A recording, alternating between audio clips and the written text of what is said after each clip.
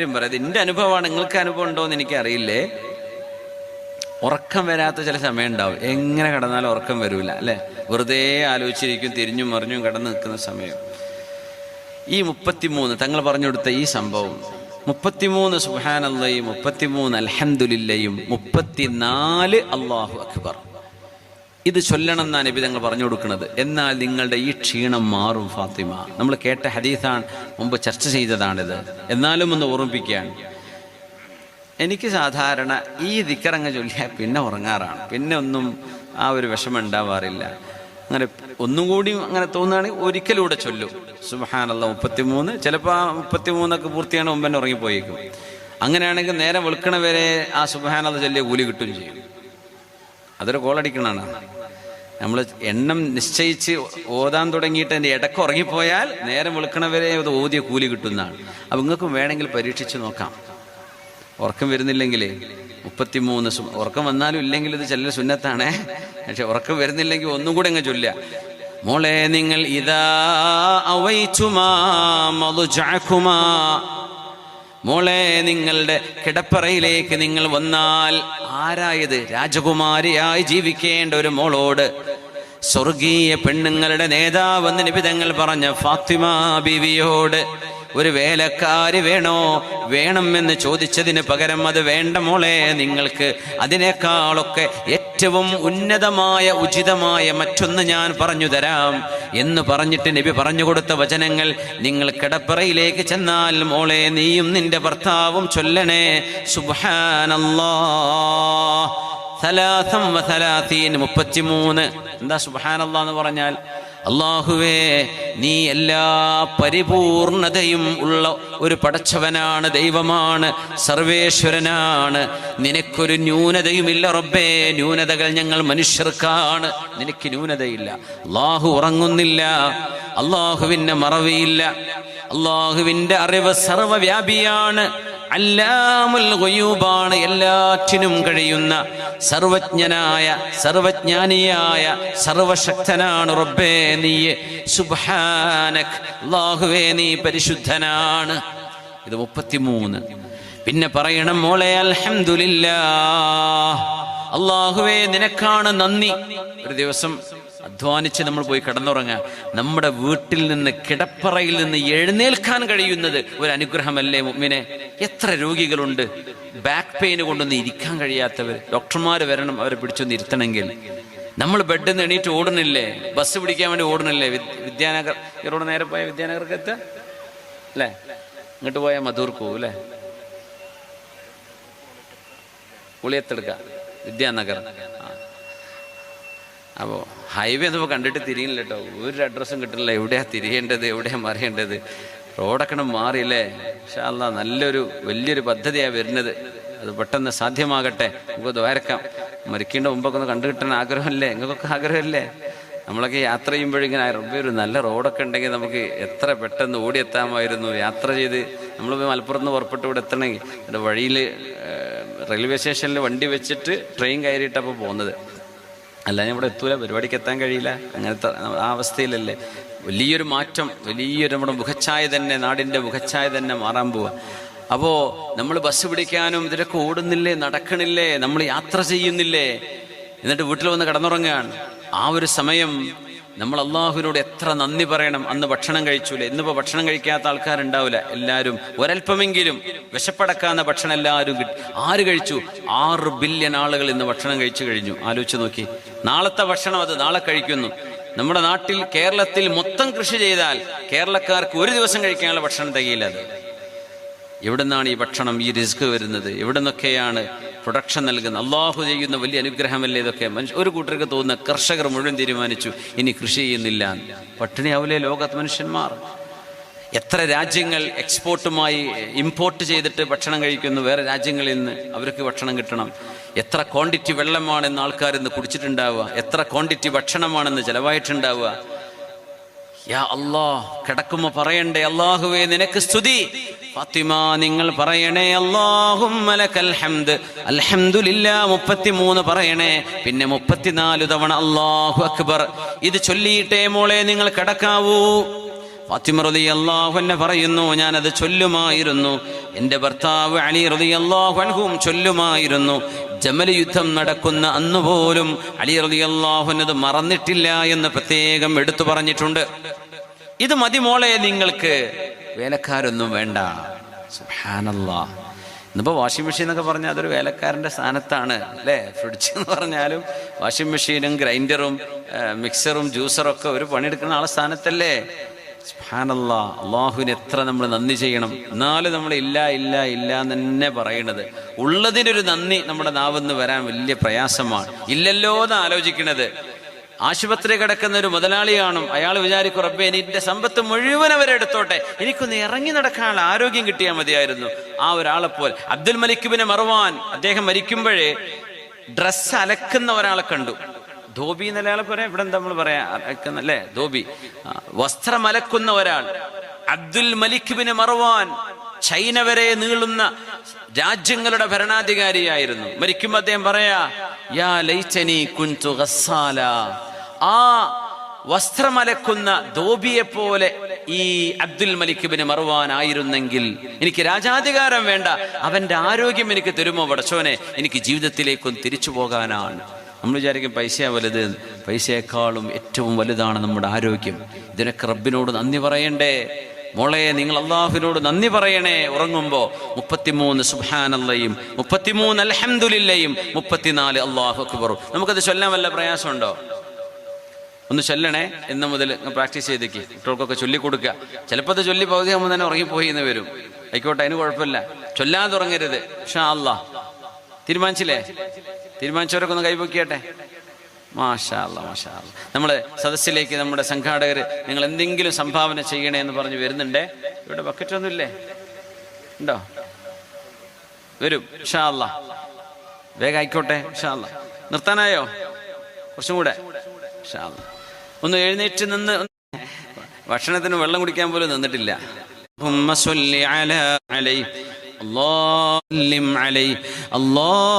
ഭാര്യമാരിൽ ഏറ്റവും പ്രായം കുറഞ്ഞവരായിരുന്നു ബീവി റളിയല്ലാഹു അൻഹയുടെ ജീവിതത്തിന്റെ ഒരു പ്രത്യേകത ദാനധർമ്മം, ധർമ്മിഷ്ഠയായിരുന്നു. ഒരു ദിവസം 1,00,000 ദിർഹമാണ് മുആവിയ റളിയല്ലാഹു അൻഹു ആയിഷ ബീവി റളിയല്ലാഹു അൻഹക്ക് കൊണ്ടുപോയി കൊടുത്തത്. ആയിഷ ബീവി റളിയല്ലാഹു അൻഹ ആ പൈസ കിട്ടി.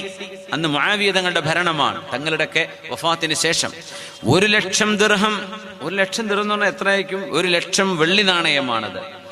അത് മുഴുവൻ ഒന്നുപോലും ബാക്കി വെക്കാതെ ജനങ്ങൾക്ക് ദാനം ചെയ്ത മഹദിയാണ്. അത്രക്ക് ധർമ്മിഷ്ഠയാണ് ആയിഷത്തു സിദ്ദീഖ റളിയല്ലാഹു അൻഹാ. അന്ന് വൈകുന്നേരമായി, നോമ്പുറക്കാണ് ആയിഷ ബീവി. ബരീറ ബീവി റളിയല്ലാഹു അൻഹ, ബരീറ ബീവി ആയിഷ ബീവിയുടെ വീട്ടിലെ ജോലിക്ക് ആയിഷ ബീവിയെ സഹായിക്കുന്ന പെണ്ണാണ് ബരീറ ബീവി. ബരീറ കുട്ടികൾക്ക് പേരിടാൻ പറ്റുമേ, സ്വഹാബിയത്താണ് ബരീറ. അൻതി സ്വായിമ, ഉമ്മ നിങ്ങൾക്ക് നോമ്പല്ലേ ആയിഷ ബീവി, നിങ്ങളതുകൊണ്ട് 1 ദിർഹം കൊണ്ട് ഒരൽപ്പം നിങ്ങൾക്ക് മാംസമോ മറ്റോ നിങ്ങൾക്ക് വാങ്ങിച്ചുകൂടായിരുന്നോ എന്ന് ചോദിച്ചപ്പോ, ലൗ ദക്കർതീനി ലഫഅൽതു, നിങ്ങൾ എന്നെ ഓർമ്മിപ്പിച്ചിരുന്നെങ്കിൽ ഞാനത് ചെയ്യുമായിരുന്നു, ഞാനത് മറന്നല്ലോ, എനിക്ക് ഓർമ്മയുണ്ടായില്ല എന്ന് പറഞ്ഞ് നോമ്പ് തുറക്കുന്ന ദിവസം പച്ചവെള്ളവും ഈത്തപ്പഴവും മാത്രം തിന്നാനാണ് ആ വീട്ടിലുള്ളത്. ആ വീട്ടിൽ 1,00,000 ദിർഹം എന്ന് വന്നു പോയിട്ടുണ്ട്. നമ്മളാണെങ്കിൽ മിനിമം കുട്ടികളെ കെട്ടിക്കാനുള്ള ഇവരെ എടുത്തുവെച്ചിട്ടല്ലേ കൊടുക്കുള്ളൂ. അവനവന്റെ വീട് പണി തീർത്തിട്ട് നമ്മുടെ കടം വീട്ടിയിട്ട് നമ്മുടെ ആവശ്യം കഴിച്ചിട്ട് കടം വീട്ടിക്കോളൂ, കുഴപ്പമില്ലേ, കടം വീട്ടണേ, കടം വീട്ടിട്ട് മതി ബാക്കി. പക്ഷേ ബീവി റളിയല്ലാഹു അൻഹ അന്നേക്കന്ന് മുഴുവൻ കൊടുത്തു തീർത്ത മഹദിയാണ് ആയിഷത്തു സിദ്ദീഖ റളിയല്ലാഹു തആല അൻഹാ. ഉമ്മു ദർറ എന്നൊരു മഹദിയുണ്ട്. ആ മഹദി ആയിഷ റളിയല്ലാഹു അൻഹയുടെ വീട്ടിൽ എപ്പോഴും പോകാറുള്ള മഹദിയാണ്. ഉമ്മു ദർറ ബീവി പറയുന്നുണ്ട്, അബ്ദുല്ലാഹി ഇബ്നു സുബൈർ റളിയല്ലാഹു അൻഹു 2 വലിയ ചാക്കിൽ 1,80,000 ദിർഹം ആയിഷ ബീവി റളിയല്ലാഹു അൻഹക്ക് സമ്മാനമായി നബി തങ്ങളുടെ ഭാര്യയല്ല, ഉമ്മുൽ മുഅ്മിനീനല്ല, ഉമ്മയാണ്. അബ്ദുല്ലാഹി ഇബ്നു സുബൈർ എന്നവർ ആയിഷ ബീവി റളിയല്ലാഹു അൻഹയെ ഉമ്മ എന്നാ വിളിക്കുക. ആയിഷ ബീവിയെ ആണെങ്കിലോ ഉമ്മു അബ്ദില്ല, അബ്ദുല്ലാന്റെ ഉമ്മ എന്ന് അറിയപ്പെടുക. ബീവിക്ക് മക്കളില്ല, പക്ഷെ ജ്യേഷ്ഠത്തിന്റെ മോനാണ് അബ്ദുല്ലാഹി ഇബ്നു സുബൈർ. അവരുടെ പേരിൽ ആയിഷ ബീവി അറിയപ്പെടുക. അബ്ദുല്ലാന്റെ ഉമ്മാൻ, അബ്ദുല്ലാന്റെ ഉമ്മ ശരിക്കും ആരാണ്? അസ്മാ ബീവിയാണ്. പക്ഷേ ആയിഷ ബീവിയുടെ പേര് അങ്ങനെ, കാരണം ബീവിക്കും വലിയ ഇഷ്ടമായിരുന്നു അബ്ദുല്ലാഹി ഇബ്നു സുബൈർ എന്നവരെ. 1,80,000 ദിർഹം. ഭയങ്കര സംഖ്യയല്ലേ അതൊക്കെ? ഇന്ന് കിട്ടിയ എത്രയാണ് അതൊക്കെ? 40-50 ലക്ഷം ഉണ്ടാവും. 1,80,000 ദിർഹം ഒരു ദിവസം. മഹദി റളിയല്ലാഹു അൻഹു അന്ന് നോമ്പ് നോറ്റിരിക്കുന്ന ദിവസമാണ്. ജനങ്ങൾക്ക് എല്ലാവർക്കും ഓഹരി വെച്ച് വീതിച്ചു കൊടുക്കുന്നു. വൈകുന്നേരമായപ്പോൾ ആയിഷ ബീവിയുടെ കയ്യിൽ അതിൽ നിന്ന് 1 ദിർഹം പോലും കയ്യിലില്ല എന്ന് ഉമ്മു ദർറാ റളിയല്ലാഹു അൻഹ. ഇതാണ് ആയിഷ ബീവി റളിയല്ലാഹു അൻഹ. ആയിഷ ബീവിന്റെ കൊച്ചുനാളത്തെ വിവാഹത്തെ കുറിച്ച് പറയുന്നവരെ ബീവിയുടെ ഈ ഒരു ജീവിതം കണ്ടിട്ടുണ്ടാവില്ല. ആയിഷത്തു റളിയല്ലാഹു അൻഹ അന്ന് വൈകുന്നേരമായപ്പോ ഹലുമ്മി ഫുതൂരി, വീട്ടിൽ ജോലി ചെയ്യുന്ന പെണ്ണിനോട്, പെണ്ണേ എന്റെ നോമ്പ് തുറക്കാനുള്ള ഭക്ഷണം കൊണ്ടുവരൂ എന്ന് പറഞ്ഞപ്പോ ആ മഹദി കൊണ്ടുവന്നത് ബിഖുബ്സിൻ വസൈത്തിൻ, ഈ ഒരൽപ്പം റൊട്ടിയും പിന്നെ ഒലീവിന്റെ എണ്ണയുമാണ്. അത്രേ ഭക്ഷണമുള്ളൂ, ഒലീവിന്റെ ഓയിലും ഒരു റൊട്ടിയും. അത് കഴിക്കുകയാണ്. അപ്പോഴാണ് ഉമ്മു ദർറ ബീവി ഇവിടെ ഉണ്ട്. ബീവി ചോദിച്ചു, ആയിഷ ബീവി, ഇന്ന് നിങ്ങള് വിതരണം ചെയ്ത 1,80,000 ദിർഹമിൽ നിന്ന് 1 ദിർഹം നിങ്ങൾക്ക് എടുത്തു വെച്ചുകൂടായിരുന്നോ ഈ നോമ്പ് തുറക്കാൻ, ഒരു നല്ല ഭക്ഷണം കഴിക്കാൻ? ബീവി പറഞ്ഞു, ഉമ്മു ദർറാ, നിങ്ങൾ എന്നെ ചീത്ത പറയല്ലിൻ, എന്നെ ഞാൻ ചെയ്തത് മോശമാണെന്ന് പറയല്ലിൻ. ഞാനത് അള്ളാഹുവിന് നൽകി കഴിഞ്ഞല്ലോ. അങ്ങനെ വേണമെങ്കിൽ നിങ്ങൾക്ക് എന്നെ ഓർമ്മിപ്പിച്ചുകൂടായിരുന്നോ? ആ മഹദിയാണ് നമ്മുടെ ഉമ്മയായ അള്ളാഹുവിന്റെ റസൂലിന്റെ പ്രിയപ്പെട്ട ഭാര്യയായ ഉമ്മുൽ മുഅ്മിനീൻ ആയിഷത്തു സിദ്ദീഖ റളിയല്ലാഹു അൻഹ. നബി തങ്ങളുടെ മറ്റൊരു ഭാര്യയാണ് സൈനബ് ബിൻതു ജഹ്ഷ് റളിയല്ലാഹു അൻഹ. ഇതുപോലെ നബി തങ്ങളുടെ അതേ സ്വഭാവം ഉണ്ടായിരുന്ന ആയിഷ ബീവി പറയുമായിരുന്നു, എന്നോട് മത്സരിക്കാനും കടപിടിക്കാനും പോന്ന നബിയുടെ ഭാര്യമാരിൽപ്പെട്ട ഒരു പെണ്ണുണ്ടെങ്കിൽ അത് മറ്റാരുമല്ല, സൈനബ് ബീവിയാണ്, സൈനബ് ബിൻതു ജഹ്ഷ് റളിയല്ലാഹു അൻഹാ. കാനത് ഇംറഅതൻ സ്വന്നാഅതൻ, ബീവി റളിയല്ലാഹു അൻഹ കൈകൊണ്ട് എന്തെങ്കിലും ഉണ്ടാക്കി അത് വിൽക്കുന്നവരായിരുന്നു. ആ വിറ്റിട്ട് കിട്ടുന്ന പൈസ കൊണ്ട് ജീവിക്കുന്നവരാണ്. അതുകൊണ്ട് പെണ്ണുങ്ങൾ എന്തെങ്കിലും ഒരു കൈത്തൊഴിൽ പഠിക്കുന്നത് മോശമല്ല, അവർ പഠിക്കണമെന്നാണ്. ഒരു തൊഴിൽ പഠിക്കുക. സൈനബ് ബിൻത് ജഹ്ഷ് റളിയല്ലാഹു അൻഹ കൈത്തൊഴിൽ ചെയ്ത് ജീവിച്ചവരാണ്. മഹദി റളിയല്ലാഹു അൻഹ ആ തൊഴിൽ ചെയ്ത് ജീവിച്ച് വിൽക്കുന്ന സാധനങ്ങളുടെ വില കൊണ്ടാണ്, പൈസ കൊണ്ടാണ് ദാനധർമ്മം ചെയ്തിരുന്നത്. വലം അറഖത്തു ഖൈറൻ ഫിദ്ദീനി മിൻ സൈനബ്, സൈനബിനോളം ദീനുള്ള, അച്ചടക്കമുള്ള, അല്ലാഹുവിനെ ഭയമുള്ള, അത്ഖാലില്ലാഹി വഅസ്ദഖ ഹദീസ, സത്യം മാത്രം പറയുന്ന പെണ്ണാണ് സൈനബ് ബിവി. വഔസല ലിർറഹിമി, കുടുംബ ബന്ധങ്ങളെ ചേർത്തുന്നവരായിരുന്നു. വഅളമ സദഖതൻ, ഒരുപാട് ദാനം ചെയ്യുന്നവരായിരുന്നു സൈനബ് ബിവി എന്ന് പറഞ്ഞതാരാ? ആയിഷ ബീവി റളിയല്ലാഹു അൻഹ. ഉമ്മമാരെ, സഹോദരിമാരെ, സഹോദരങ്ങളെ, അവരാണ് നമ്മുടെ മുമ്പിൽ കഴിഞ്ഞു പോയവർ. ഉലൈക ആബായി ഫജ്ഇനി ബിമിസ്ലിഹിം ഇദാ ജമഅത്നാ യാ ജരീറുൽ മജാമിഉ. കഴിഞ്ഞ കാലത്ത് കഴിഞ്ഞു പോയവരുടെ മഹത്വം പറഞ്ഞ് മേന്മ നടിക്കുകയാണെങ്കിൽ നമ്മുടെ മുമ്പ് കഴിഞ്ഞു പോയ നമ്മുടെ മഹദിമാർ അവർ അല്ലാഹുവിനെ ഭയപ്പെട്ടവരാണ്, കുടുംബ ബന്ധം ചേർത്തിയവരാണ്, ദാനധർമ്മം ചെയ്തവരാണ്, സത്യം മാത്രം പറഞ്ഞവരാണ്. സൈനബ് ബിൻതു ജഹ്ഷ് റളിയല്ലാഹു തആല അൻഹാ, അവർക്ക് പൈസ വേണ്ടിയിരുന്നില്ല. ഉമർ ഇബ്നുൽ ഖത്താബ് റളിയല്ലാഹു അൻഹു അല്ലാഹുവിന്റെ റസൂലിന്റെ വഫാത്തിന് ശേഷം ഇസ്ലാമിക ഭരണം നടത്തിയ രണ്ടാമത്തെ ഖലീഫ, അമീറുൽ മുഅ്മിനീൻ, ഷഹീദുൽ മിഹ്റാബ് ഉമർ ഇബ്നുൽ ഖത്താബ് റളിയല്ലാഹു അൻഹു, മഹദി റളിയല്ലാഹു അൻഹ സൈനബ് ബീവിക്ക് ഒരൽപ്പം സമ്മാനം കൊണ്ടുപോയി കൊടുത്തത് വലിയൊരു സംഖ്യയാണ്, വലിയൊരു സംഖ്യ. മഹദി റളിയല്ലാഹു തആല അൻഹ പറഞ്ഞു, ഗഫറല്ലാഹു ലിഉമർ, ഉമറിന് അല്ലാഹു പുറത്തു കൊടുക്കട്ടെ, ഈ സമ്പത്ത് മുഴുവനും എനിക്ക് കൊടുത്തയച്ചതാണോ? 12,000 ദിർഹം ഉണ്ടായിരുന്നു. അത് 12,000 ദിർഹം സൈനബ് ബീവിക്ക് ഉമർ റളിയല്ലാഹു അൻഹു കൊടുത്തയച്ചു. ഉസ്താദുമാരൊക്കെ വഫാത്താകുമ്പോൾ നമുക്ക് ദീനിന് സേവനം ചെയ്ത മഹത്തുക്കൾ അവരുടെ കുടുംബത്തിന് എന്തെങ്കിലും ഒരു സഹായം പള്ളിക്കമ്മിറ്റിയുടെ വക, നാട്ടുകാരുടെ വക, ആലിമീങ്ങളുടെ വീട്ടുകാർ, അവരുടെ വാപ്പ, അവരുടെ ഭർത്താവ് ദീനിന് ഖിദ്മത്ത് ചെയ്ത ആളല്ലേ, ആ കുടുംബത്തെ നോക്കേണ്ട ഒരു ബാധ്യത നമുക്കുണ്ടെന്നാണ് ഉമർ തങ്ങൾ അതുകൊണ്ടായി കൊടുത്തയക്കണത്. ഹബീബിന്റെ ഭാര്യയാണ് സൈനബ് റളിയല്ലാഹു അൻഹ. 12,000 ദിർഹം കൊണ്ടുപോയി കൊടുത്തു. മഹദി റളിയല്ലാഹു തആല അൻഹ പറഞ്ഞു, ഒരു തുണി കൊണ്ടുവരൂ.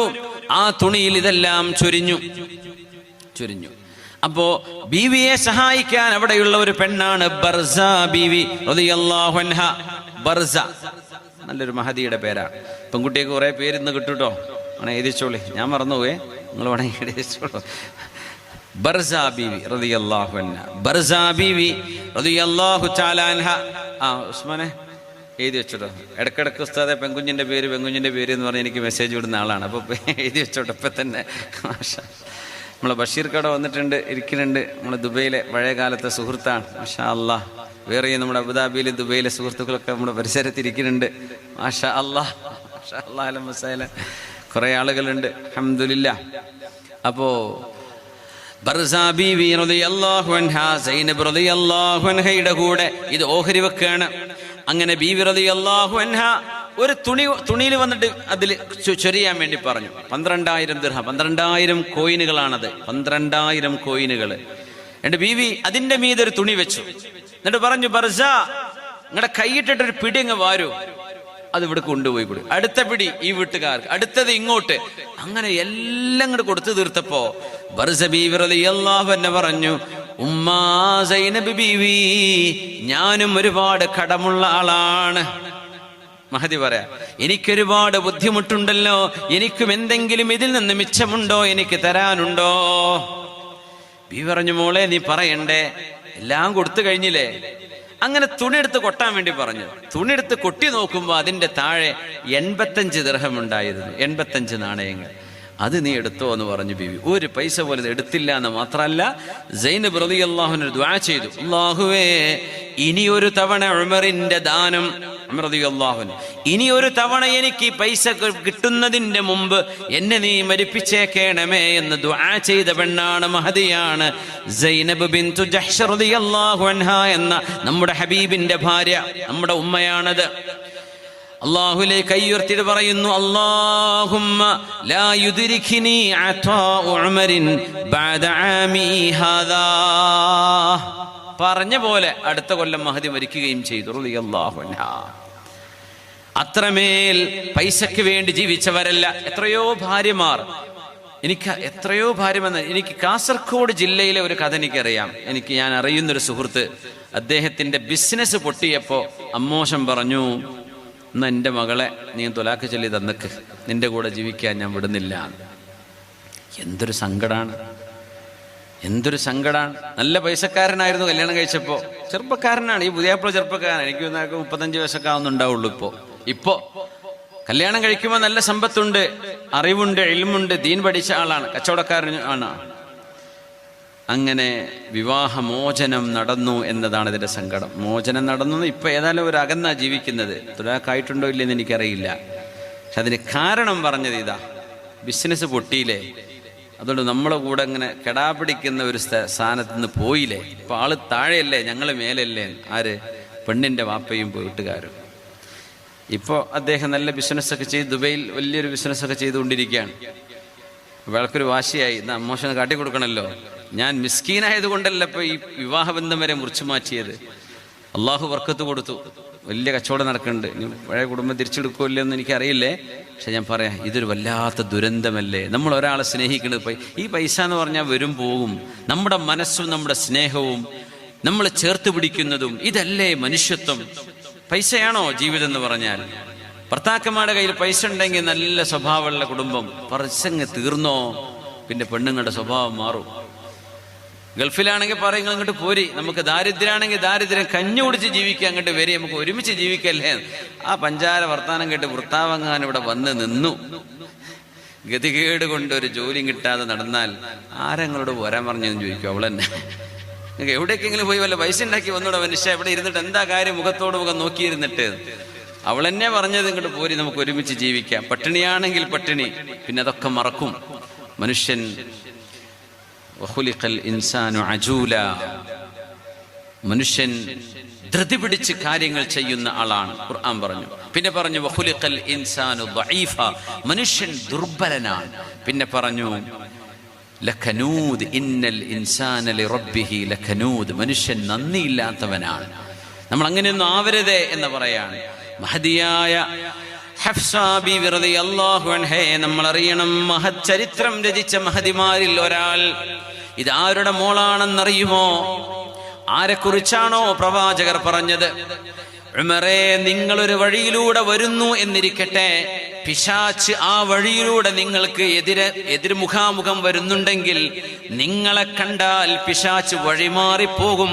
നിങ്ങളെ കാണുന്നത് പോലും പിശാച്ചിന് പേടിയാണെന്ന് ഏതൊരാളെ കുറിച്ചാണോ നബി തങ്ങൾ പറഞ്ഞത്, അവരുടെ മോളാണ് ഹഫ്സ ബീവി റളിയല്ലാഹു അൻഹ, ഉമർ ഇബ്നുൽ ഖത്താബ് റളിയല്ലാഹു അൻഹുവിന്റെ മോള്.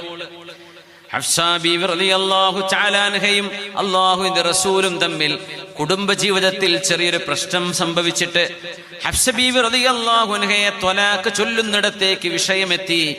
ഉമർ റളിയല്ലാഹു തആല അൻഹു തലയിൽ മണ്ണ് വാരിയിട്ടിട്ട് മദീനയിലൂടെ നടന്ന് കരഞ്ഞിട്ടുണ്ടായിരുന്നു. എന്റെ മോൾക്ക് നഷ്ടം വന്നല്ലോ, എന്റെ മോളുടെ ജീവിതം നഷ്ടമായല്ലോ. മാ അസ്ബഹല്ലാഹു യുബാലി ബി ഉമർ വലാ ബിബനതി ഉമർ. ഹഫ്സ ബീവിയെ നബി ത്വലാഖ് ചൊല്ലുമെന്നാണ് വിഷയമെത്തിയത്. പിന്നെ എന്ത് വേണം? നിബിതങ്ങൾ ഉമർ തങ്ങൾ എപ്പോഴും പറയൂട്ടോ, കല്യാണം കഴിച്ചു കൊടുത്തു നിബിതങ്ങൾക്ക്. നിബിതങ്ങളുടെ അമ്മോശന ഉമർ റളിയല്ലാഹു അൻഹു, നിബിതങ്ങളുടെ അമ്മോശന സിദ്ദീഖ് എന്നവര്, നിബിതങ്ങളുടെ പുതിയാപ്പിളയാണ് ഉമർ എന്നവര്, ഉസ്മാൻ എന്നവര്, നിബിതങ്ങളുടെ പുതിയാപ്പിളയാണ് അലി എന്നവര് റളിയല്ലാഹു അൻഹു അജ്മഈൻ. ഉമർ തങ്ങൾ പറയും, ഹഫ്സ ബീവി, ആയിഷ ബീവി അല്ലാഹുവിന്റെ റസൂലിനോട് കൊഞ്ചുന്ന പോലെ ഹഫ്സ നിങ്ങൾ കൊഞ്ചിക്കൊഴയാൻ നിൽക്കരുതേ. ആയിഷ ബീവി ഇച്ചിരി സ്വാതന്ത്ര്യമെടുത്ത് നബിയോട് പലതും പറയും. ആയിഷ ബീവി പറയുന്ന പോലെ വാക്കിന് ഉത്തരം.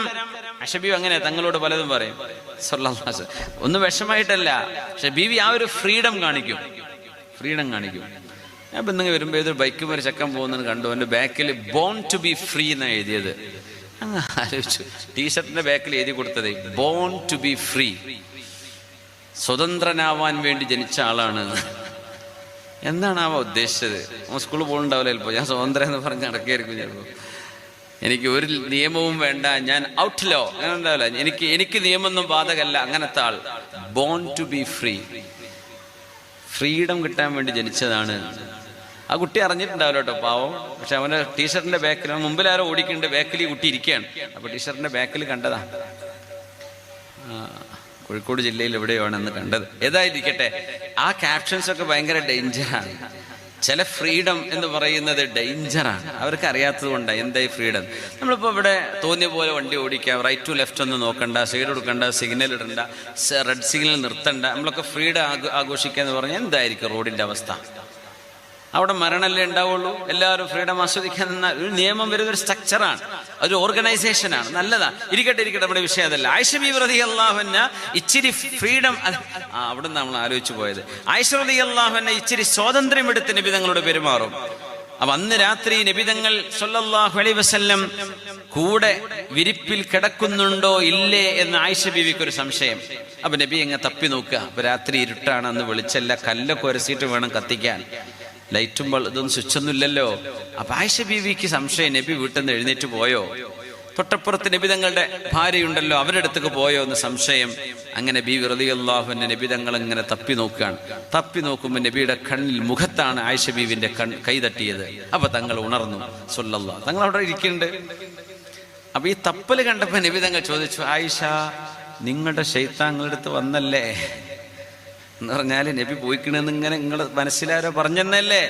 അതല്ല ഇപ്പൊ ഈ തപ്പലെന്നാ നബി തങ്ങൾ ഉറക്കത്തിനായി ചോദിക്കുന്നത്. അപ്പൊ ആയിഷ ബീവി ഉറക്കത്തിൽ ഇങ്ങോട്ട്, അമാലൊക്കെ ഷൈത്താൻ, നിങ്ങൾക്ക് ഷൈത്താനൊന്നും ഇല്ലേ നബിയെ? ഇതൊക്കെ ആയിഷ ബീവി ചോദിക്കും. അപ്പൊ നബി തങ്ങൾ പറഞ്ഞു ബല ഉണ്ട്, പക്ഷെ എന്റെ ശൈത്വാൻ വലാകിന്നഹു അസ്ലം വൻ മുസ്ലിമാൻ ഫലാ യഅ്മുറുനി ഇല്ലാ ബിഖൈർ, നന്മയല്ലാതെ തിന്മ എന്നോട് അവൻ കൽപ്പിക്കൂല, എന്റെ കൂടെയുള്ള ആൾ മുസ്ലിമായിട്ടുണ്ട്. ആയിഷ ബീവി റളിയല്ലാഹു അൻഹ തിരിച്ച് ചോദിച്ചതാണ് ഇതിലെ കൗതുകം. ആയിഷ ബീവി നിങ്ങളെ ശൈത്താൻ അടുത്തേക്ക് വന്നല്ലേ, അപ്പൊ അമാലൊക്കെ ശൈത്വാൻ, നിങ്ങൾക്ക് ശൈത്താനല്ലേ നബിയെ? വേറെ വല്ലവരും ആണെങ്കിൽ വീട്ടു കൊണ്ടാക്കിയിട്ടുണ്ടാവും ഇമാര് മറുപടിയൊക്കെ പറഞ്ഞാൽ. പക്ഷെ ഹബീബായ നബി അതൊക്കെ വിശാല മനസ്സോടുകൂടെ സ്വീകരിക്കും. ആ ഒരു ഫ്രീഡം, സ്വന്തം ഭാര്യയല്ലേ പറയണത്, ശരി സ്വാതന്ത്ര്യം. ഉമർ തങ്ങൾ പറയും ഹഫ്സ ബീവി, എന്റെ മോളെ ഹഫ്സ, ആയിഷ ബീവി ഈ കളിക്കണ പോലെ നീ കളിക്കാൻ നിൽക്കരുതേ. അള്ളാഹുവിന്റെ റസൂലിന് നിന്റെ സ്വഭാവം പിടിച്ചില്ലെങ്കിൽ നിന്നെ തൊലാക്ക് ചൊല്ലും, പിന്നെ നിനക്ക് ദുന്യാവ് ഉണ്ടാവില്ല, ആഖിറ ഉണ്ടാവില്ല. ഇത് ഇടക്കിടക്ക് നബി തങ്ങളുടെ വീട്ടിൽ ചെന്ന് പറഞ്ഞു കൊടുക്കുന്ന അമ്മോഷനാണ് ആര്? ഉമർ റളിയല്ലാഹു അൻഹു. കൂട്ടത്ത് പറയാണ്, മക്കളെ കല്യാണം കഴിച്ചു കൊടുത്താൽ ഇത്ര പവൻ കൊടുത്തു, ഞാൻ ഇത്രയൊക്കെ ചെലവാക്കിയോളെ കെട്ടിച്ചു എന്നൊക്കെ പറഞ്ഞ് വീട്ടിലിരുന്ന് കാലം കഴിക്കേണ്ട. ആ വീട്ടിൽ സുഖം തന്നെയാണോ, ഇവർ നല്ല നിലക്കാണോ, റാഹത്ത് തന്നെയാണോ ജീവിക്കണത്, അവർ തമ്മിൽ എന്തെങ്കിലും സൗന്ദര്യ പിണക്കുണ്ടോ, നമുക്ക് നന്നാക്കിയെടുക്കാൻ പറ്റുന്ന വല്ല പ്രശ്നങ്ങൾ അവിടെ ഉണ്ടോ, ഇതൊക്കെ ഒന്ന് നോക്കലും കൂടെ അമ്മോഷന്മാർക്ക് മരിക്കണവരെ ബാധ്യതയാണ് കേട്ടോ. കല്യാണം കഴിച്ചങ്ങ് വിട്ടാൽ തീർന്നു, ഇനി എന്നോട് ചോദിക്കേണ്ട, ഞാൻ തരാമല്ലോ, ഒക്കെ തന്നില്ലേ, ഇതെന്താ കച്ചവട? നമ്മുടെ കുട്ടികൾ, നമ്മുടെ മക്കൾ കല്യാണം കഴിഞ്ഞ് ചെന്നിടത്ത് എന്തെങ്കിലും പ്രശ്നങ്ങളുണ്ടെങ്കിൽ പെണ്ണിന്റെ വാപ്പയും ചെറുക്കന്റെ വാപ്പയും അവര് സമാധാനപരമായ ഒരു പരിഹാരം കാണണം. ഒരു ചെറുപ്പക്കാരല്ലേ, എടുത്തു ചാടി എന്തെങ്കിലുമൊക്കെ പറഞ്ഞെന്ന് വരും, ചെയ്തെന്ന് വരും. പക്ഷേ അമ്മോഷന്മാരെ ഇടപെടണം എന്നാ പഠിപ്പിക്കുന്നത്. അതാണ് ഉമർ തങ്ങൾ ഇടക്കിടക്ക് പോയിട്ട് പറഞ്ഞു കൊടുക്കുന്നത്. നബി തങ്ങൾ ഇടപെടാറുണ്ട് ഫാത്തിമ ബീവിയുടെ വിഷയത്തിൽ. അലി തങ്ങൾ ഒരിക്കൽ ദേഷ്യപ്പെട്ട് ഫാത്തിമ ബീവിയെ ദേഷ്യപ്പെട്ട് ബഹുമാനപ്പെട്ടവര് വീട്ടിൽ നിന്ന് ഇറങ്ങിപ്പോയി. അപ്പൊ നബിതങ്ങൾ വീട്ടിലേക്ക് വന്നപ്പോ നബിതങ്ങൾ ചോദിച്ചു, അയിന അലി, അലി എവിടെ? ഫാത്തിമ പറഞ്ഞു, നബിയെ എന്നോട് ചൂടായി പോയതാ, എവിടെ പോയതെന്ന് അറിയുന്നില്ല. അപ്പൊ നബിതങ്ങൾ അങ്ങാടി പോയി, അവിടെ കാണുന്നില്ല. എങ്ങനെ നോക്കിയിട്ടു അലിയാരെ കാണുന്നില്ല റളിയല്ലാഹു അൻഹു. അപ്പണ്ട് ഒരു മസ്ജിദിന്റെ മൂലയിൽ, അന്ന് പള്ളീൻ്റെ ഉള്ളിലൊക്കെ മണലാണല്ലോ, കാർപ്പറ്റൊന്നും ഇല്ലല്ലോ, അവിടെ ഇങ്ങനെ മണ്ണിൽ കിടക്കുന്നുണ്ട് അലി റളിയല്ലാഹു അൻഹു. മുഖത്തൊക്കെ മണ്ണുണ്ട്, നെറ്റിയിലൊക്കെ. അപ്പോ ടെൻഷൻ അടിച്ചപ്പം പോയതാ പള്ളി കിടക്കാൻ വേണ്ടിയിട്ട്. അങ്ങനെ നബിതങ്ങൾ അലിയാരുടെ നെറ്റിയിൽ ഇങ്ങനെ തടവിയിട്ട് പറയുന്നുണ്ട്, യാ അബാ തുറാബ്, മണ്ണ് പുരണ്ട് കിടക്കുന്ന ആളെ എന്ന വാക്കിനർത്ഥം. മണ്ണിന്റെ വാപ്പാന്ന വാക്ക് തോന്നുക, പക്ഷെ മണ്ണ് പുരണ്ട് കിടക്കുന്ന ആളെ എന്ന അതിന്റെ ആശയം. യാ അബാ തുറാബ് ഖും യാ അബാ തുറാബ്, എഴുന്നേൽക്കീൻ അലിയാരെ എന്ന് പറയുന്നു. അബാ തുറാബ്, മണ്ണിൽ ഒന്ന് കിടക്കുക അല്ലേ അലിയെ, എഴുന്നേൽക്കി, എന്താ പ്രശ്നം? ഒന്നുമില്ല നബിയെ. എന്തെങ്കിലും പ്രശ്നമുണ്ടോ? ഒന്നുമില്ല നബിയെ. എന്നാ വരെ നമുക്ക് പോവാ. അലി തങ്ങൾ പറയാ, എനിക്ക് ഏറ്റവും ഇഷ്ടപ്പെട്ട പേര് പിന്നെ അബാ തുറാബ് എന്നായിരുന്നു. അലി തങ്ങളെ ആരെങ്കിലും അബൂ തുറാബ് എന്ന് വിളിച്ചാൽ ഭയങ്കര ഇഷ്ട. അതെന്തേ? ആ പിണക്കമുണ്ടായ ദിവസം പിണക്കം തീർക്കാൻ വേണ്ടി വന്ന അമ്മോഷൻ പുണ്യനബി വിളിച്ച പേരാണത്, അബൂ തുറാബ്. മണ്ണിന്റെ വാപ്പാന്ന വാക്ക്, മണ്ണ് പുരണ്ട് കിടക്കുന്ന ആളെ. അലി തങ്ങൾക്ക് ആ പേര് ഭയങ്കര ഇഷ്ടമായിരുന്നു. നബി തങ്ങളിട്ട പേരാ അബൂ തുറാബ് എന്ന് പറയാൻ. തങ്ങൾ ഇടപെടുകയാണ് സ്വല്ലല്ലാഹു അലൈഹി വസല്ലം. അത്രേ ഉണ്ടാവുള്ളൂ. അത് നമ്മൾ ഇടപെടാതിരുന്നാൽ വലിയ പ്രശ്നമായി പൊട്ടിത്തെറി എത്തുമ്പോഴാണ് വീട്ടുകാരറിയുക. പിന്നെ ഒരു രക്ഷയില്ല, അത് കുറെ കാലായോലോ അവർ തമ്മിലെ പ്രശ്നം തുടങ്ങിയിട്ട് എന്ന് പറയും. അപ്പൊ ഇത്രയും കാലം നമ്മൾ അറിഞ്ഞില്ലേ അതൊന്നും. അപ്പൊ ഇടപെടണം. ഹഫ്സ റളിയല്ലാഹു അൻഹയെ ത്വലാഖ് ചൊല്ലാൻ നബി തങ്ങൾ തീരുമാനിച്ചൊരു സമയം ഉമർ തങ്ങൾ അങ്ങോട്ട് വിഷമിച്ചു. തലയിലേക്ക് മണ്ണ് വാരിയിട്ടു. ആലോചിച്ച് നോക്കി, ഉമർ എന്നവര് തങ്ങൾ ജീവിച്ചിരിക്കുന്ന കാലമാണ്. തലയിലേക്ക് മണ്ണ് വാരി എറിഞ്ഞിട്ട് മദീനയുടെ അങ്ങാടികളിലൂടെ ഉമർ റളിയല്ലാഹു അൻഹു നടന്നു പോയിട്ട് പറയുകയാണ്, മാ അസ്ബഹല്ലാഹു യുബാലി ബിഉമർ വലാ ബിബിനതി ഉമർ. അല്ലാഹുവിന് ഉമറിനെയും ഉമറിന്റെ മോളെയും വേണ്ടേ എന്ന് പറഞ്ഞ് ഉമർ റളിയല്ലാഹു അൻഹു കരഞ്ഞുകൊണ്ട് മദീനയിലൂടെ നടന്നിട്ടുണ്ട്. അല്ലാഹുവിന് ഉമറിനെ വേണ്ടേ, ഉമറിന്റെ മോളെയും അള്ളാഹ്ക്ക് പ്രശ്നമല്ലേ, അള്ളാഹു എന്താണ് ഉമറിനെയും ഉമറിന്റെ മോളുടെയും വിഷയം നോക്കാത്തത് എന്ന് പറഞ്ഞ് ഉമർ റളിയല്ലാഹു അൻഹു തലയിൽ മണ്ണ് വാരി എറിഞ്ഞിട്ട് നടന്നിട്ടുണ്ട്. അപ്പോഴാണ് വഹി വരുന്നത്, നബിയേ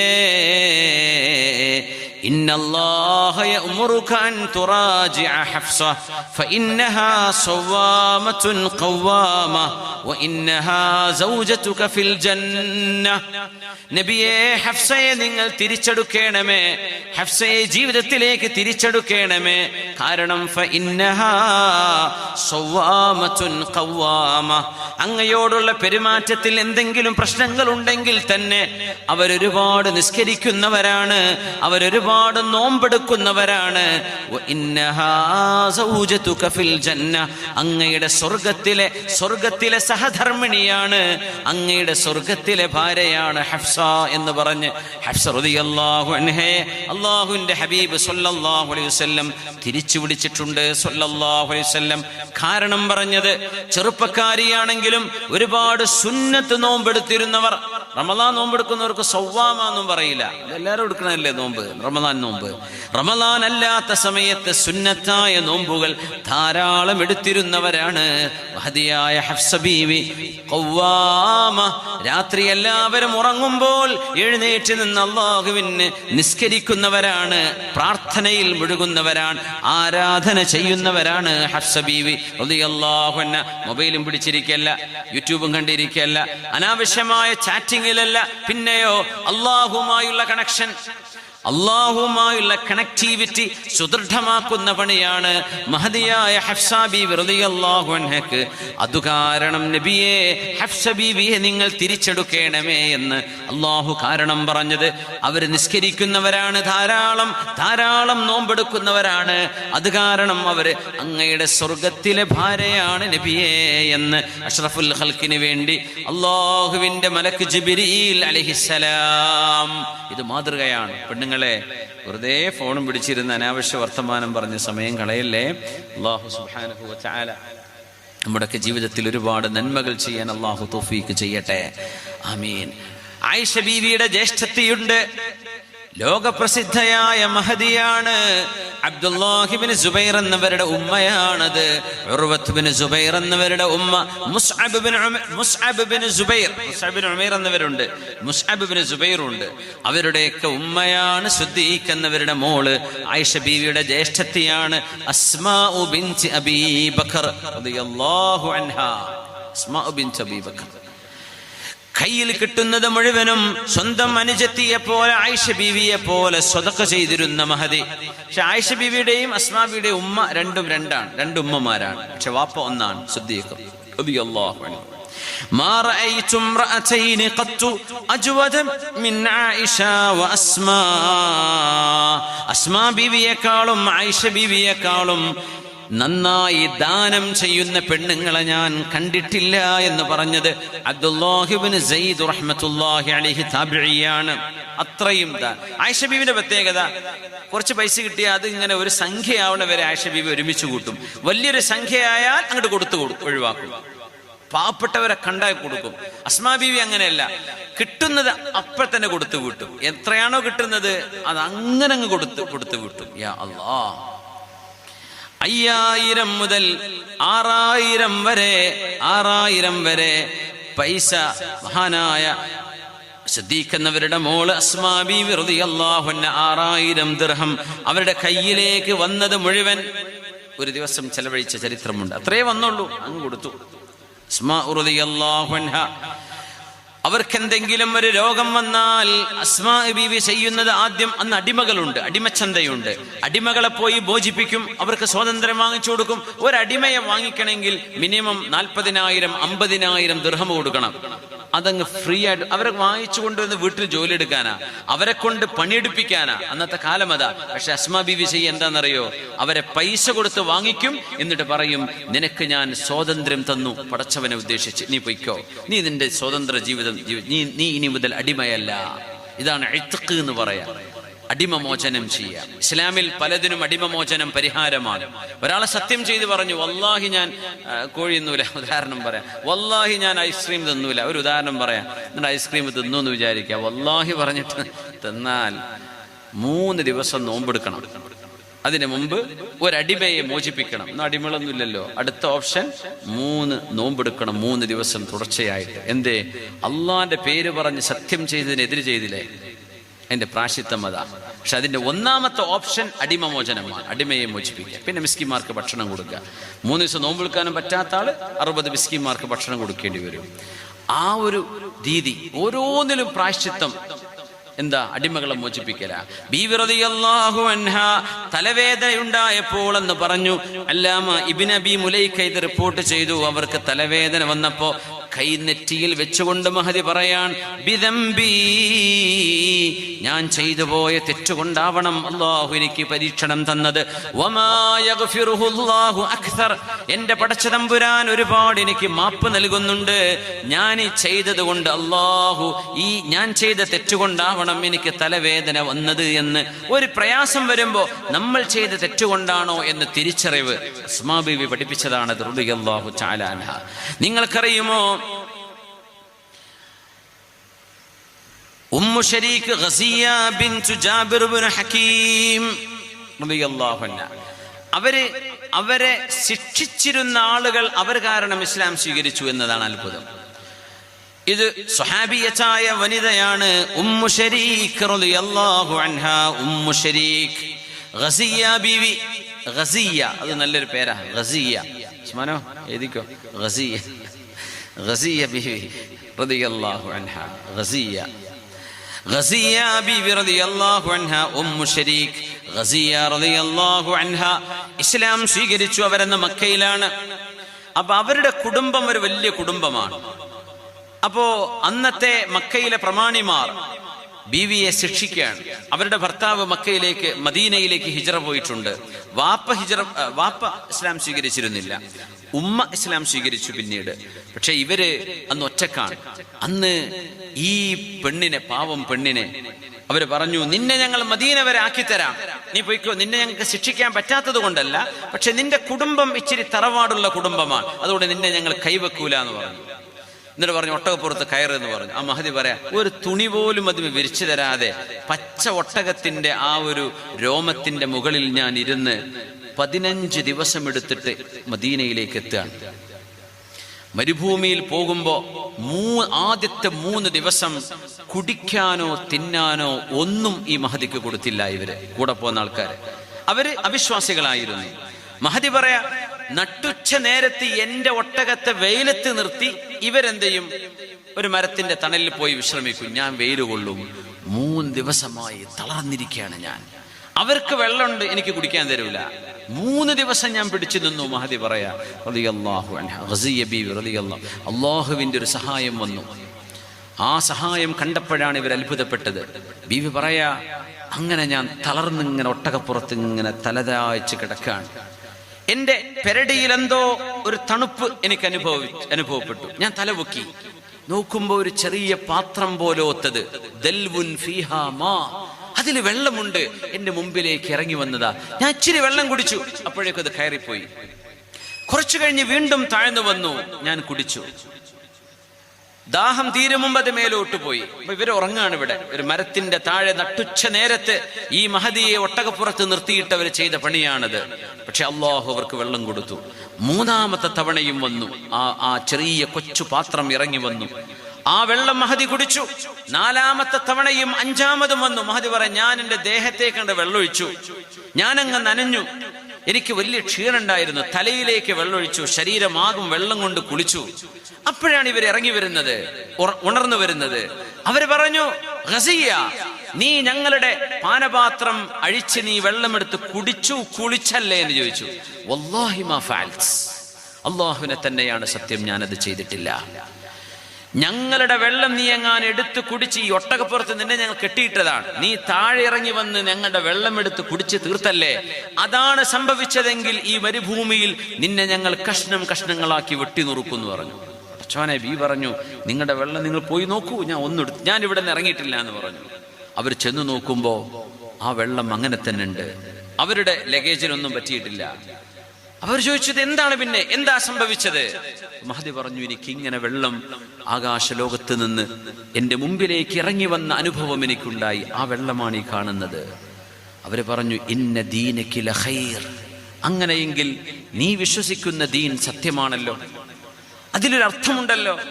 ഞങ്ങളും നിന്റെ മതത്തിലേക്ക് വരികയാണ്. അഷ്ഹദു അല്ലാ ഇലാഹ ഇല്ലല്ലാഹ് വ അഷ്ഹദു അന്ന മുഹമ്മദുർ റസൂലുള്ളാഹ്. 3 പേരുണ്ടായിരുന്നു. പിന്നീട് 3 പേരും ഇസ്ലാം സ്വീകരിച്ചുകൊണ്ടാണ് മദീനത്തേക്ക് പോകുന്നത്. അങ്ങനെ നബി തങ്ങളെ കണ്ടുമുട്ടുന്നു. പുണ്യനബി സല്ലല്ലാഹു അലൈഹി വസല്ലം ഗസിയ ബീവിയുടെ ഈ സംഭവം അവര് പറയുന്നതിന് മുമ്പേ നബി തങ്ങൾക്ക് അല്ലാഹു അറിയിച്ചു കൊടുത്തു, ഇങ്ങനൊരു അനുഭവം വരാൻ പോകുന്ന പെണ്ണിനുണ്ടായിരുന്നു നബിയെ എന്ന് പുണ്യനബി സല്ലല്ലാഹു അലൈഹി വസല്ലം തങ്ങൾക്ക് അല്ലാഹു അറിയിപ്പ് കൊടുത്തു. ആ സംഭവം വളരെ വലുതാണ്. പക്ഷേ നമ്മൾ ആലോചിക്കുന്ന ഒരു പെണ്ണ് എത്ര ഗൗരവത്തോടുകൂടെയാണ് അവരുടെ വിശ്വാസവും അവരുടെ ആദർശവും. ഒരു പ്രലോഭനത്തിനും ഒരു പ്രകോപനത്തിനും വഴങ്ങാതെ സത്യസന്ധമായ ഒരു വിശ്വാസത്തിൽ അടിയുറച്ചു നിന്നത് ഉമ്മു ശരീഖ് ഗസിയ ബീവി റളിയല്ലാഹു അൻഹ. എത്രയോ മഹദിമാരുണ്ട്, നുസൈബ ബീവി അടക്കം. ഉമ്മു സുലൈം ഇംറഅതു അബീ ത്വൽഹ, സ്വന്തം കുഞ്ഞ് മരണപ്പെട്ടു പോയപ്പോൾ ആ കുഞ്ഞിന്റെ മരണവാർത്ത ഭർത്താവിനെ അറിയിച്ചുകൊണ്ട്, ഭർത്താവിന് എംബാരസ്മെന്റ് ഉണ്ടാക്കരുത്, ഭർത്താവിനെ വേദനിപ്പിക്കരുത്, ഭർത്താവിനെ സ്തംഭിപ്പിക്കരുത്, ഞാൻ പറയാം എന്ന് പറഞ്ഞ് യാത്ര കഴിഞ്ഞ് തിരിച്ചു വന്ന ഭർത്താവിനോട് മഹദിയായ റളിയല്ലാഹു തആല അൻഹാ ഉമ്മു സുലൈം ബിൻതു മിൽഹാൻ റുമൈസ ബിൻതു മിൽഹാൻ റളിയല്ലാഹു അൻഹ, അബൂ ത്വൽഹ എന്നതിന്റെ ഭർത്താവ് തിരിച്ചു വന്നപ്പോ അബൂ ത്വൽഹ തങ്ങൾ ചോദിച്ചു, മോൻ എങ്ങനെയുണ്ട്? ചരിത്രം നമുക്കറിയാലോ. അപ്പൊ പറഞ്ഞു, എന്ത്? ഹുവ അസ്കനു മിമ്മാ കാൻ, മോൻ അസുഖമായിരുന്നു, പിന്നെ ശ്വാസതടസ്സത്തിന്റെ ആസ്മ ഉണ്ടായിരുന്നു. അപ്പൊ യാത്ര കഴിഞ്ഞ് ഒരുപാട് ദിവസം കഴിഞ്ഞ് വരിക. അപ്പൊ രാത്രിയല്ലേ, വിളക്കൊന്നും ലൈറ്റൊന്നും ഇല്ലല്ലോ, കുട്ടി ശാന്തനാണെന്ന് പറഞ്ഞു. ഇവിടെ കുട്ടി മയ്യത്തായിട്ട് അടുത്ത റൂമിൽ കിടക്കുകയാണ്. അപ്പൊ മഹാനവറുകൾ അങ്ങോട്ട് ചെന്നില്ല. ശാന്തനാണെന്ന് പറഞ്ഞു ബീവി. അവരൊരുമിച്ച് കിടന്നു, ശാരീരിക ബന്ധത്തിൽ ഏർപ്പെട്ടു. എന്നിട്ട് രാവിലെ സുബഹിയാകാൻ നേരത്ത് പറയാണ്, നമ്മുടെ അയൽവാസികളെ എത്ര മോശക്കാരാന്നറിയോ? എന്തേ? അവരെ ഒരു സാധനം വായ്പ വാങ്ങിയിട്ട് അത് തിരിച്ചു ചോദിച്ചപ്പോ കൊടുക്കുന്നില്ലോലോ. അങ്ങനെയോ? ബിഅ്സൽ ജാർ, എത്ര മോശമാണത്. പറഞ്ഞു, അയൽവാസികളല്ലോ, അള്ളാഹു നമുക്ക് വായ്പയായി തന്ന നമ്മുടെ മകനെ അള്ളാഹു തിരിച്ചു കൊണ്ടുപോയിരിക്കുന്നു, മകൻ മരിച്ചിരിക്കുന്നു. അതിലദ്ദേഹം അങ്ങോട്ട് പൊട്ടിത്തെറിച്ചു. ഉമ്മു സുലൈം, നീ എന്തുകൊണ്ടത് എന്നോട് പറഞ്ഞില്ല ഇത്രയും നേരം? അതൊരു ഉമ്മയുടെ ക്ഷമയാണത്. ഒരു പെണ്ണിനങ്ങനെ ക്ഷമിക്കാൻ കഴിയുമോ? ഭർത്താവ് ക്ഷമിച്ചേക്കാൻ ചിലപ്പോ ഇങ്ങനെ, പക്ഷെ ഒരു കുഞ്ഞ് മരണപ്പെടുമ്പോൾ ഒരു ഉമ്മ സ്വന്തം ഭർത്താവിന്റെ മനസ്സ് നോവിക്കരുത് എന്ന് വിചാരിച്ച്, ഭർത്താവിന് യാത്ര കഴിഞ്ഞ് വരുന്ന ഒരാൾക്ക് വേദനയുള്ള വാർത്തകൾ ആ സമയം പറയരുത് എന്ന് ചിന്തിച്ച ഒരു നല്ല മഹദി, യാത്ര കഴിഞ്ഞു വരുന്ന ഒരു ഭർത്താവിന്റെ ക്ഷീണവും പ്രയാസവും മനസ്സിലാക്കി ആ ഭർത്താവിനെ നോവിക്കാതിരിക്കാൻ തീരുമാനിച്ച മഹദി, അള്ളാഹുവിന്റെ റസൂലിന്റെ മുമ്പിലേക്ക് ഈ കേസ് വരുന്നു. പ്രവാചകർ തിരുമേനി ഇടപെടുന്നു. തിരുമേനി പറഞ്ഞു, അബൂ ത്വൽഹ, നിങ്ങൾ സന്തോഷിക്കണമേ. ഉമ്മു സുലൈം എത്ര ക്ഷമിച്ചവളാണ്. ഇന്നലത്തെ രാത്രി നിങ്ങൾ രണ്ടുപേരും ഒരുമിച്ച് കിടന്നില്ലയോ? അള്ളാഹു നിങ്ങൾക്കതിൽ ഒരു കുഞ്ഞിനെ നൽകും. ആ കുഞ്ഞിൽ അള്ളാഹു നിങ്ങൾക്ക് ബറക്കത്ത് നൽകും എന്ന് പ്രവാചകർ പ്രാർത്ഥിച്ചു കൊടുത്തു. അതിനുശേഷം മഹാനവറുകൾ പറയുന്നു, എനിക്ക് സ്വാലിഹീങ്ങളായ മക്കൾ ജനിച്ചു എന്ന്. മഹാനായ അബൂ ത്വൽഹ റളിയല്ലാഹു അൻഹ ഇത്രമേൽ ക്ഷമിച്ച ഒരു മഹദിയാണ് മഹാനായ അബൂ ത്വൽഹ റളിയല്ലാഹു അൻഹുവിന്റെ ഭാര്യ റുമൈസ ബീവി. സ്വർഗത്തിൽ